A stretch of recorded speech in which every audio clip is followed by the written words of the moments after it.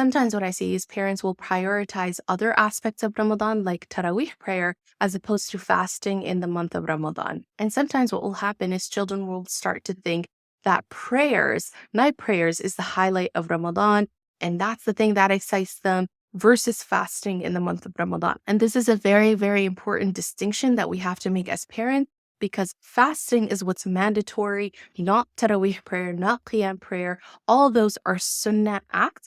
And it's important for children to know the difference, that the main event, the main thing that we're doing in Ramadan is focusing on how to beautify our fasting, and then we can work towards all the other Sunnah acts. Unfortunately, not a lot of children are reminded that fasting is kind of like Salah. It is us fulfilling one of the pillars of Islam, and without it, our Islam is compromised.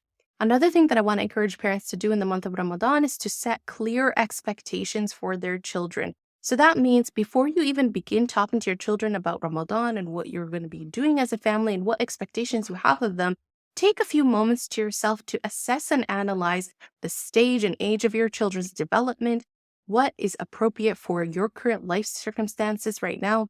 Once you figure that out on your own, then it's time to move on to talk to your children about the month of Ramadan and set those clear expectations, because then you will be minimizing any confusion. Try your best to avoid becoming wishy-washy during the month of Ramadan. I know we become very tired and fatigued in the month of Ramadan from all the care tasks, and in addition to all the parenting that we have to do. And that's why, to set yourself for success, sit down and journal your thoughts, figure out your parenting strategy during the month of Ramadan, and then come to your children to talk to them about what your expectations are, set the tone for the whole family, and then you can take it from there. Although it is nice to have the nice decorations and all this good stuff for kids to get them into the vibe, what's far more important is for you to be very clear about the direction that you want to guide your children towards when it comes to Ramadan. And finally, what I encourage you to do is be very clear about the reason as to why we fast. There's a lot of noise around in the world where people are telling others we fast for reasons of empathy and relatability to those who are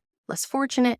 And it's so important, especially for the child's aqeedah, to understand we only fast because Allah subhanahu wa ta'ala said so, because Allah subhanahu wa ta'ala commanded us to do so. That is essentially why we fast. We don't fast for any other reason but to please Allah subhanahu wa ta'ala and to follow His commandments. Another thing that I would encourage Muslim parents is to prioritize a positive experience in Ramadan when it comes to fasting. The truth of the matter is, fasting is very challenging, and that's why children are exempted from fasting.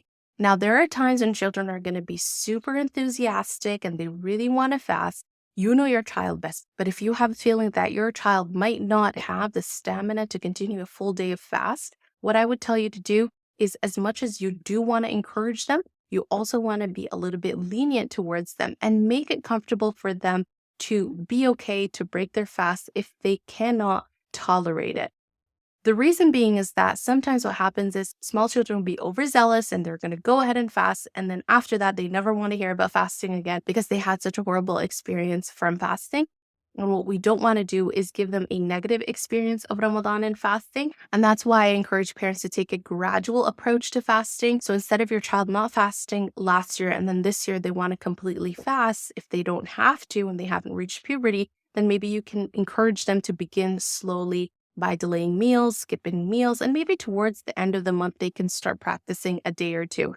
But the idea is, take it slow, take it gradually, encourage your child, but at the same time, try to be mindful of not just their current well-being, but the long-term effect that this current choice that they're making can lead to and the impact that it can have in their Ramadan experience overall. It's important for us to renew our intentions and to remind ourselves that we are teaching our children about how to worship their Creator and for Allah subhanahu wa ta'ala to accept our hard work from us. I hope that has been helpful for you. If you have any questions, please leave them down below.